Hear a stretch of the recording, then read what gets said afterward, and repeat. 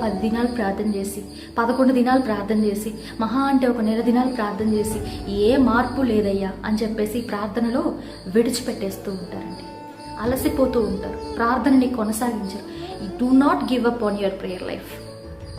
ఎప్పుడు కూడా ప్రార్థన జీవితంలో గివ్ అప్ నేచర్ అనేది ఉండకూడదండి.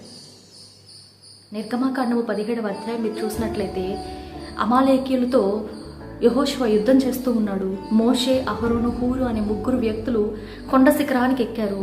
మోషే చెయ్యి చాపి, కర్రను పట్టుకొని చెయ్యి చాపి అలా పైకెత్తి నిలిచారంటండి చేతిని. కొంచెంసేపటికి ఆ చెయ్యి ఏమైపోయింది, బరువు అయిపోయిందంట. అప్పుడు అహరోను, హూరు అనే వాళ్ళు ఒక రాయిని తీసుకొచ్చి ఆ రాయి మీద మోషేని కూర్చోబెట్టారంట. ఆ చెయ్యి అలా పట్టుకొని ఎత్తి ఉన్నాడు మోషే. ఎప్పటి వరకు తెలుసా? సూర్యుడు అస్తమించే వరకు ఆ చేతిని అలా పైకి ఎత్తి పట్టున్నాడండి మోషే.